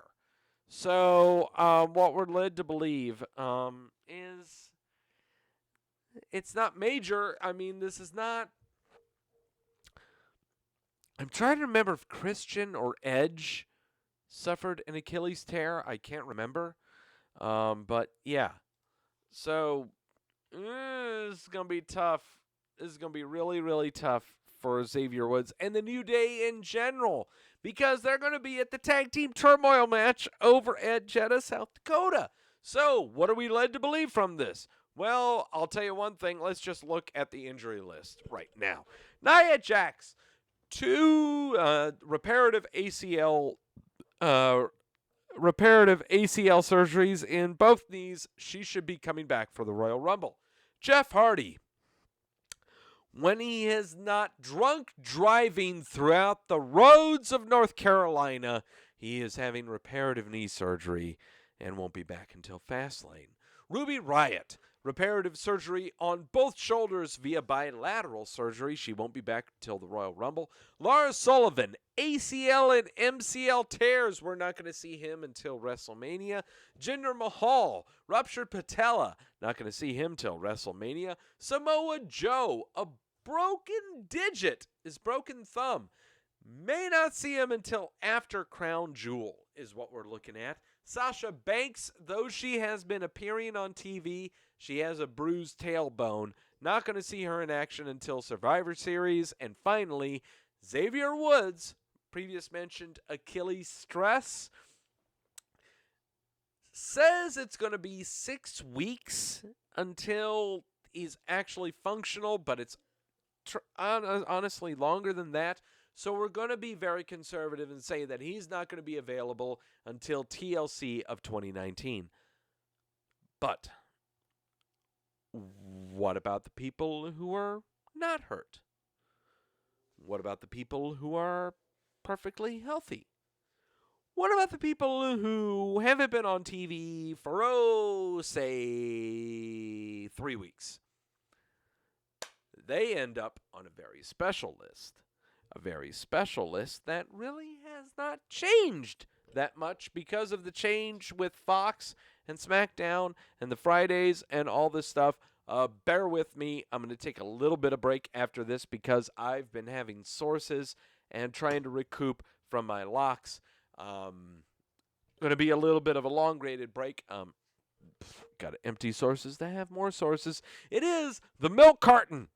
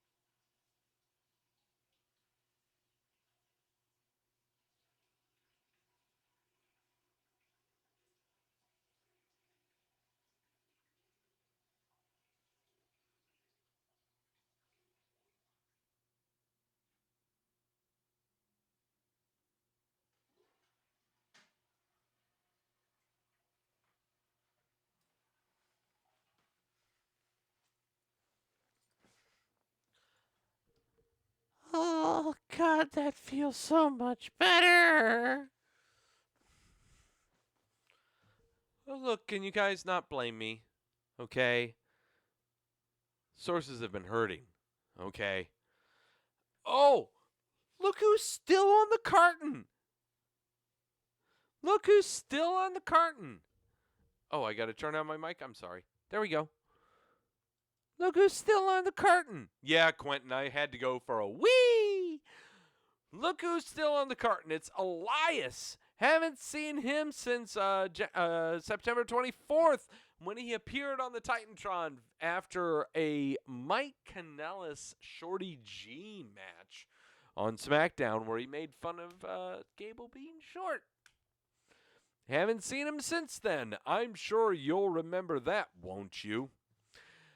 Mandy Rose and Sonya Deville, we haven't seen them since that same episode where they faced, what did they do? They did stuff. I don't know. I think, what is it, didn't they go against, well, did I get something wrong on my milk carton? Where are you, Mandy Rose? No, they appeared on the Six-Pack Challenge. No, they're okay. No, they're okay. But Billie Kay has not Billie Kay has not been on television since she went after the 24/7 title on an episode of Monday Night SmackDown.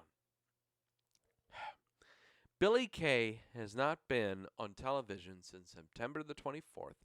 She was on an episode of SmackDown chasing after Carmella after she won the 24/7 title. Hey, Kayla! That's what you were waiting for, wasn't it? God, I love Billie Kay. I love her so much. I really cannot wait for her to show back up on my television screen or on YouTube's in general and just start screaming, "Hey, Kayla!" No, she's not. Ember Moon has not been on television since September 24th episode of SmackDown after she was chasing for the 24/7 title. And to think that she had a match against Bayley for the SmackDown Women's title. She could be going back to NXT. That's all I got to say about that. She'll probably be going back to NXT. Look, I don't know what it was about her before she came to the main roster, what was so great about her. This was hot-shotted from the get-go. You thought it was bad that EC3 was brought to the main roster too early? She was brought to the main roster too early. Speak of the devil, EC3. We haven't seen him since an episode of Monday Night Raw on September 23rd when he was squashed by Rusev. Why? Why is he here? I don't know. Just about the same as why I'm wondering why Eric Young is here. I don't know. Drake Maverick. I have inserted Drake Maverick into this because he's part of the 24/7 scenario. He hasn't been on TV since that same episode, September 23rd episode of Monday Night Raw, chasing after the 24/7 title when Carmella took it off of R-Truth. Mojo Rawley. He was standing up on ringside wanting to go after that same title. Haven't seen him since. Dana Brooke, nope, she was on the six-pack challenge, so I forgot to take her off. Sarah Logan, haven't seen her since September 23rd episode of Monday Night Raw where she was chasing after Carmella. Guys, it's been a long day. Tamina, same episode of Monday Night Raw. Win the title, but then lost it. She hasn't been on TV since then. Matt Hardy has not been on TV since September the 10th when he was backstage hanging out with Apollo Crews and Shorty G. And then Shane McMahon showed up and Shorty G asked him, hey, who am I fighting in this King of the Ring tournament thingy? Matt Hardy is chilling out with his family because he's getting a third baby.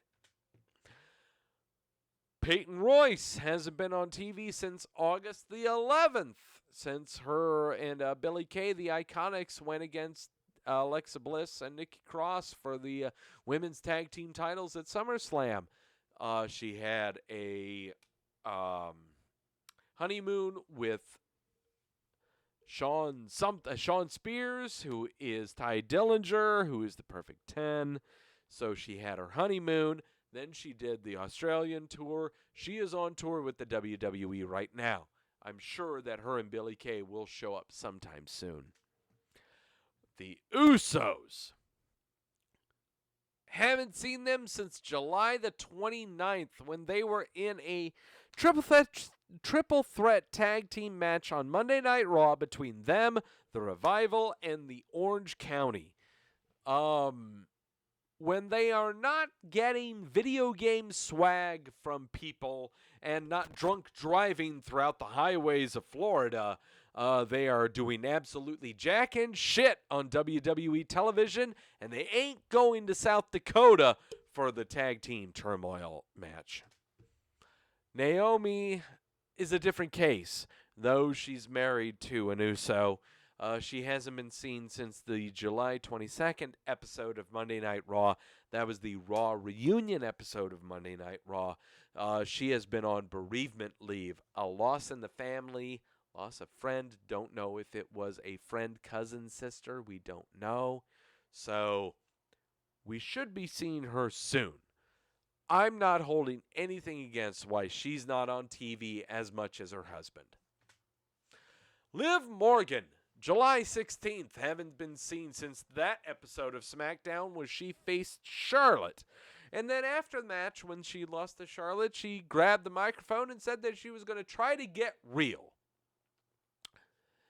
It's been over 3 months, and she has been since drafted to another television show. She is now on Monday Night Raw. When exactly are you getting real, Liv?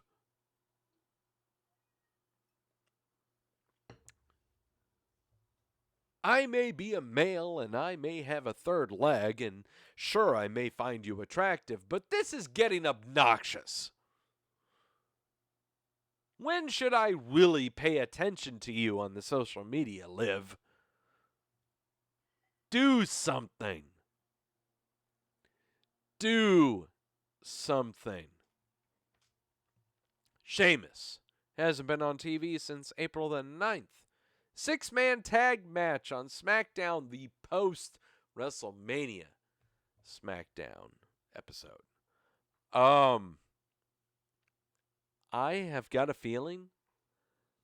I keep saying it, but I've got a feeling he's going to be a surprise entrant in the Royal Rumble. And that's it. He's no longer getting a swan song. He's not getting a retirement match. He's not getting anything else. We will not see him until the Royal Rumble. Sheamus, we will not see until the Royal Rumble. So get used to this name. I'm going to be mentioning him for the next 9 weeks. Pretty much it. The Ascension. Haven't seen them since WrestleMania when they participated in the Andre the Giant Memorial Battle Royal. They are not in the tag team turmoil match for the Crown Jewel pay-per-view out of Jeddah, South Dakota. Ship them to NXT or just be done with them. I love their theme song. I love their entrance. But help me. Primo Cologne. Haven't seen him since March 26th episode of SmackDown, 2 weeks before WrestleMania, where he was part of a security troop alongside Sanity to separate Shane McMahon from The Miz. We have no idea what's going on with this cat. He hasn't made a tweet or Instagram posting of any kind for well over a year. Have no idea what's going on with him. However, we know what's going on with this next guy. He is the stalwart of the WWE Milk Carton. I'm going to count right now. 1, 2, 3. 4 weeks. 4 weeks. And he becomes a Hall of Famer on the WWE Milk Carton. He is on the jug of the WWE Milk Carton. He has one of his own, forever etched in history. Epico Cologne. November the 18th, Survivor Series of last year. Haven't seen him since the Raw vs. SmackDown Tag Team Elimination match. He is currently the world champion out of the World Wrestling Council in Puerto Rico, where they promote him as a WWE superstar. We have no idea what's going on. He is not going to show up on Survivor Series because we're in the middle of a 5-week build into Survivor Series. He won't be on Survivor Series, which means he could be on the go-home episode for SmackDown going into it, but I think that would still be too late. It would still be too late. This man is going to be forever etched in history in being on the WWE main roster for a calendar year and never appear on television or pay-per-view. It's amazing, isn't it? Think about that. Look. There's a big difference between TNA and Shark Boy. But this is a particular case. And seriously, after the WWE draft, I poured through their main roster on their website, okay? They moved Alicia Fox to alumni. They moved Ronda Rousey to alumni. They put thought into their main roster page. But yet, they did not move Epico Cologne from the main roster. Oh, I know they're going to do this on purpose, Andrew. WWE will do it to mess with Doug. Oh, yeah. He's going to show up randomly. I know he's going to. I know it. He's going to. All right. Final swig of the sources.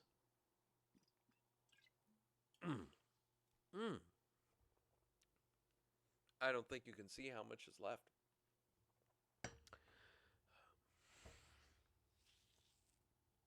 I still owe 2 locks. I still owe 2 locks. I need to do this now. No, I won't. Look, because next week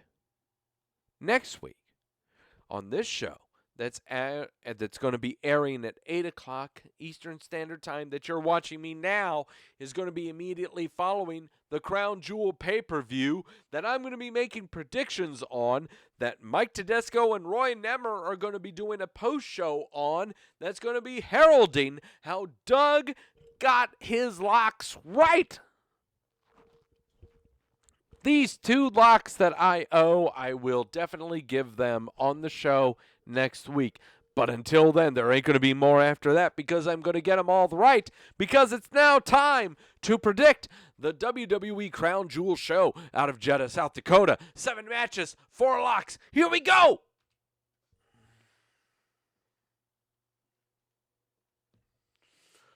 Oh, I saved my ass on that one. All right. Here we go. Crown Jewel out of Jeddah, South Dakota. 7 matches, 4 locks. Each lock that we get wrong, we take a shot of the Luna Azul Blanco tequila. It's going to happen next week when I air on the show. I owe you 2 locks and whatever comes up after this. That's what's writing on this. We've had a really good record this year of 91-36. Damn, we're doing pretty damn good. So, here we go. 7 matches, 4 locks. I have no idea what I'm doing. I did not prep this. Here we go. So, first match, there is a 20-man battle royal to determine who will be the number 1 contender for AJ Styles' United States title on Monday Night Raw.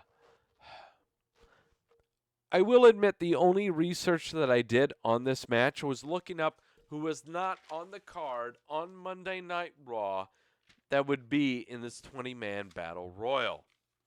These are performers that are not on the card currently that could potentially be in the 20-man battle royal from Monday Night Raw. Akira Tozawa, Aleister Black, Andrade, Anthony Dawkins, Buddy Murphy, Cedric Alexander, Eric Young, Eric Rowan, Carrillo. The Usos, Jinder Mahal, Kevin Owens, Mojo Rawley, Montez Ford, No Way Jose, R-Truth, Rey Mysterio, Samoa Joe, Shelton Benjamin, Sin Cara, and Titus O'Neil. Those are the guys that would be in the Battle Royale from Monday Night Raw that are not on the current card. Does this really take any thought? Kevin Owens wins the Battle Royale. Lock it. Sources say that. Lock Kevin Owens. Why the hell not? He just beat up AJ Styles last week. This is just to find out who the contender is. It doesn't matter if he's going to win after that. That's going to be at Survivor Series. Kevin Owens. Period. Tag Team Turmoil. Here we go again. I don't know how long this South Dakota contract is going with the WWE, that every single event they do has got to be the biggest ever. Greatest Royal Rumble. Largest Battle Royale. Tournament to determine world best in the world. Now we have, this is how far we've come. Do they know in South Dakota what a tag team turmoil match is? Are we going to do something where it's like the largest craft service table? It's stupid. Tag team turmoil. I don't know how many teams we got in this. It just seems stupid. Just the more bodies we can cram into this and they all get a paycheck, which is all great to them.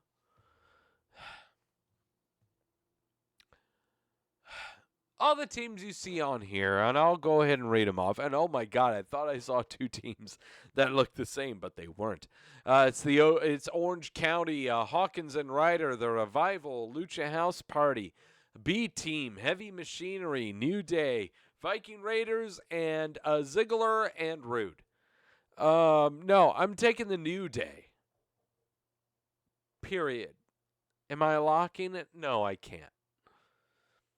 I can't lock it because Heavy Machinery could win it. It's between those two. I can't do it, but I'll take New Day. I'm going to take New Day in that one. Gil's saying, largest 80-man lumberjack match. Yeah, that's what it is. Yeah, that's how it's going to be. Every single fucking South Dakota event they got to have a largest ever. But it can't involve the women, so we've stricken off about a third of our roster. So whatever largest fucking shit that we can do, let's do it. Let's do the largest ladder match ever. Largest Money in the Bank ladder match ever. Largest lumberjack match. Largest.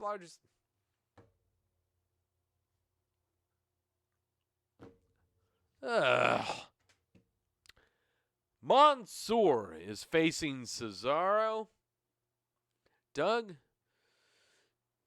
you hate tequila? Well, I don't mind tequila. I mean, I like it in margaritas or daiquiris. But, Doug, do you hate tequilas straight up? Yes, I fucking hate tequila straight up. I can't stand tequila straight up. Well, Doug, do you understand that do you think Cesaro will win this? Because if he did, you would be taking tequila straight up. Absolutely not. Mansoor with the lock.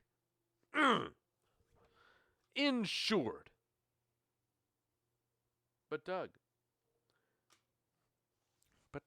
who would interfere? Cesaro. Who would interfere to give Cesaro a DQ win?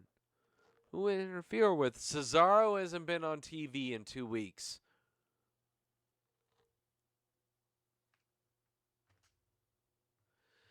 Team Hogan versus Team Flair. I don't know if this is a Survivor Series style match. I'm taking it this is a 10-man tag is what this is. On Team Hogan, it is Ali, Shorty G, Ricochet, Rusev, and Roman Reigns. There's a lot of alliteration there. And on Team Flair, it is captained by Drew McIntyre, Shinsuke Nakamura, Bobby Lashley, Baron Corbin, and Randy Orton. You really think for a second that Roman Reigns is losing in South Dakota? Look at anyone on Team Flair. Do you think they're actually going to get the win? Team Hogan. Sources. Oh, God, it's hitting me hard. Team Hogan, take the lock. Team Hogan, take the lock. No brainer. Are you kidding me? I'm not having Burden lose in South Dakota. Seriously. I got to adjust my hair. There we go. This is going to be really tough right now because these next 3 matches seem so simple. I've got one lock.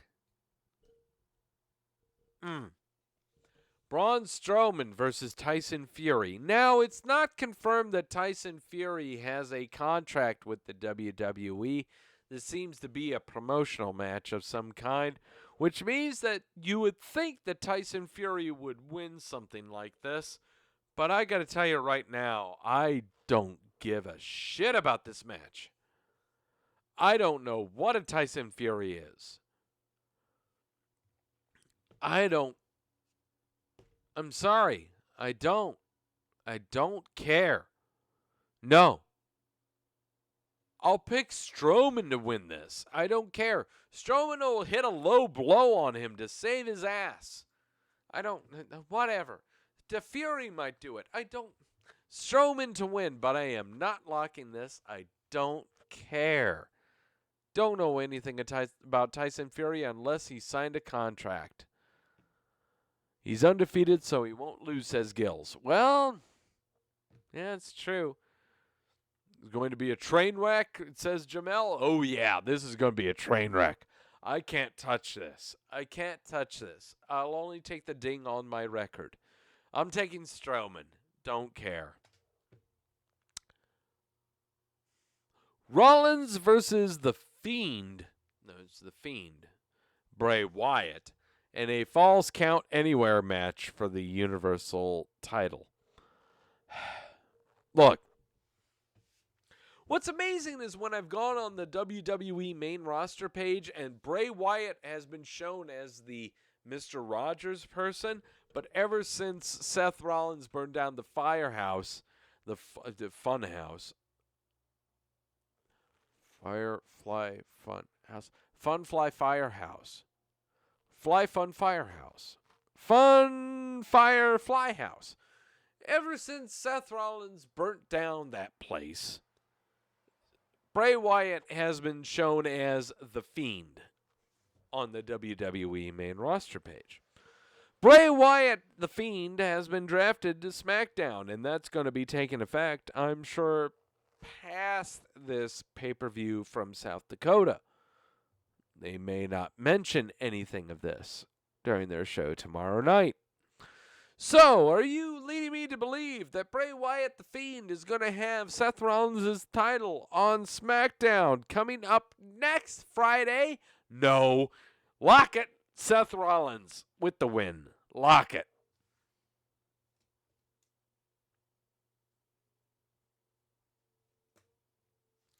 This one's a no-brainer.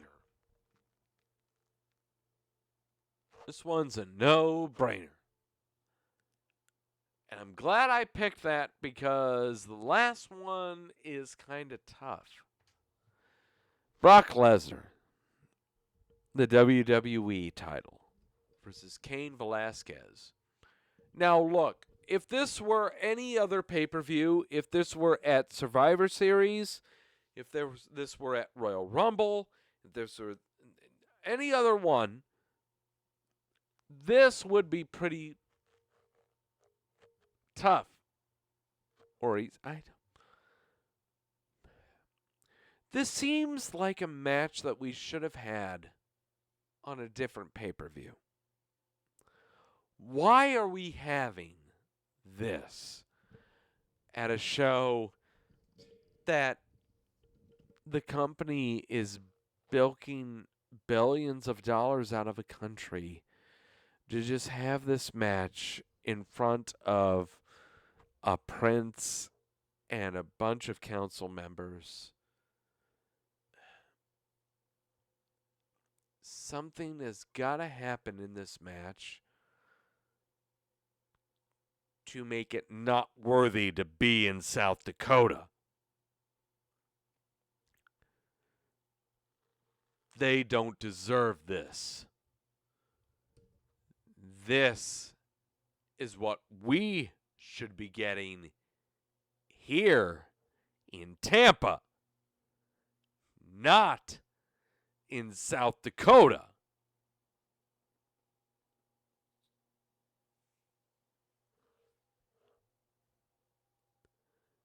This match encapsulates everything about the deal that the WWE has with the country that I've been using to substitute the name of South Dakota. This right here.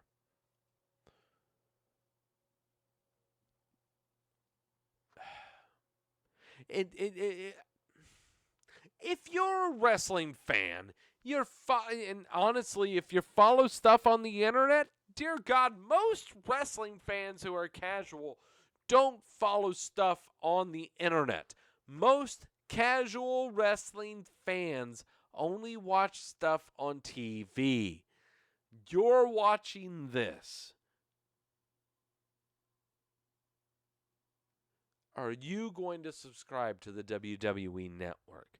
And are you going to subscribe to watch this show particularly that is not anywhere in the United States, that you're going to be seeing a crowd that you cannot identify with? I'm sorry, I don't mean to sound racist. That's not what it's meant to sound like. Everything about this booking, for this match, for this event, reeks horribly. It's going to be repackaged. It's going to be repackaged. The reason I'm saying it's going to be repackaged is because this is the match we're supposed to have for WrestleMania. 5 months from now. 6 months from now. Lesnar is going to injure Velasquez. Injure him severely. In between here and 6 months, Ray will reintroduce Velasquez, and Lesnar will beat him up again. In between all of that time, Lesnar, I'm sure, will have someone to beat up or whatnot on SmackDown. That doesn't matter.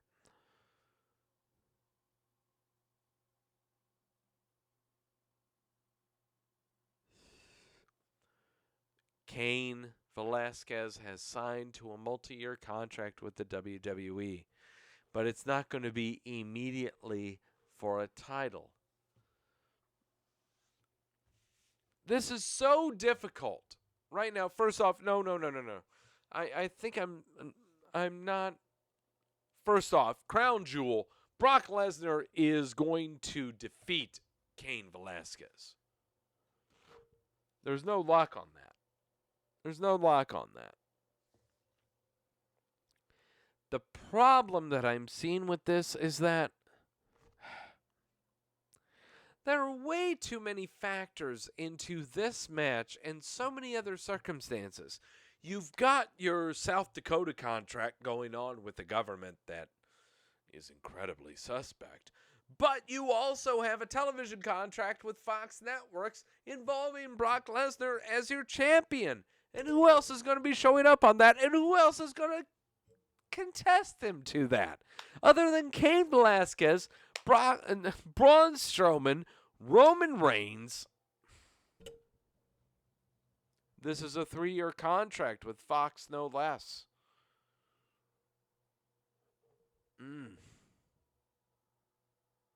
Jamel said, sources are kicking in heavy. Well, they're kicking in heavy right now.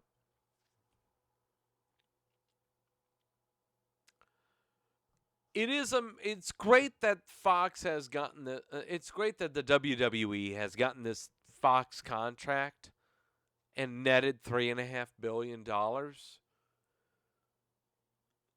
But they've booked themselves into a corner immediately if they're pulling off this Brock Cain shit for a Crown Jewel pay-per-view from a government that you've signed a 10-year contract from to get more money out of.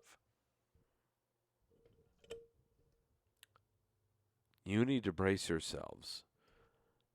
The SmackDown side and twice-a-year side from the WWE is going to feel like you're being sold from a used car salesman. It's going to be bad. This is going to be bad. I'm not talking about this match in general. I hope you all are understanding what I'm saying. Booking from the WWE is going to be very, very rough. Very, very rough. I don't know what to say. Would you be amazed that Monday Night Raw might be the best show to watch? But tune in next week because I'm going to be binging on 3 episodes of NWA Powerrr. All right, to recap. The matches for Crown Jewel. Oh, God, here we go. AJ Styles, it's a battle royale, 20-man battle royale to determine the number 1 contender for the United States title. Kevin Owens, Lockett. Tag Team Turmoil, New Day. Mansoor versus Cesaro, Lockin' Mansoor. Team Hogan versus Team Flair. I'm not naming names, I'm just naming Team Flair, and I'm locking it. Braun Strowman versus Tyson Fury. Tyson Fury's not under contract. Oh, what the fuck ever. I'm picking Strowman. Seth Rollins versus The Fiend Bray Wyatt in a Falls Count Anywhere match. I'm taking Seth Rollins and I'm locking it. Brock Lesnar versus Cain Velasquez. I'm going to take Lesnar. There's no lock from this. Oh, for the love of God, get me out of here. My brain hurts.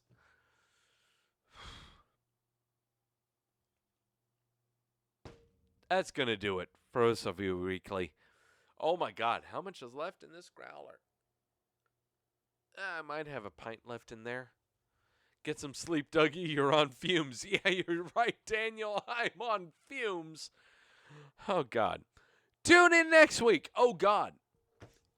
Oh, it just blew my mind what's happening next week. Okay, so next Thursday, right here at this same day, 1 o'clock in the afternoon is going to be the Crown Jewel pay-per-view happening out of Jeddah, South Dakota.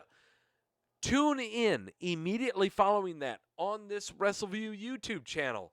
Mike Tedesco and Roy Nemmer are going to be covering that pay-per-view immediately after it happens. After that, just keep it on the channel because probably in a little over an hour, I'm going to show up on this station to talk Wrestleview Weeklies and stuff. And it's Halloween. I've got a blue bathrobe. I've got a white towel. In a week's time, this clean-shaven chin will not really throw into a beard, but I'm going to try my damnedest, and you're welcome. So it's going to be Halloween's times on the Wrestleview Weekly next week. I owe 2 locks that I will take on that show. I've got 4 weeks. 4 weeks, dear God. 4 locks on the Crown Jewel. Gonna try to take them. Daniel saying, Drunk Doug is fun, Doug. Whee! Them sources are kicking my ass. Yeah, they're, well,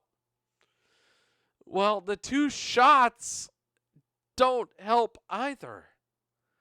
Guys, I hope you were able to understand everything that I was saying this week.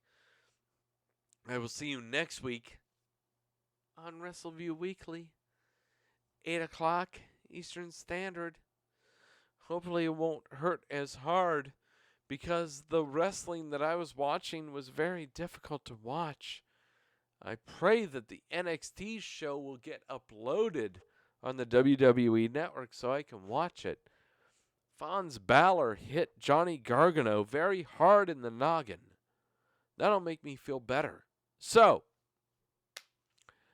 Gil saying Ric Flair made more sense than Drunk Doug. Thank you much. All right.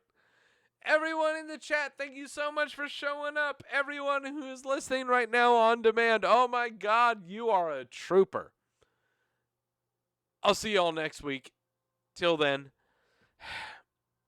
click on the mouse. Get the keyboard ready. Oh, God, take a sip of the sources. You know the tagline.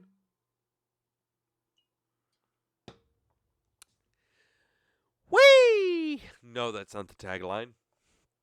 Know when you're being sold to.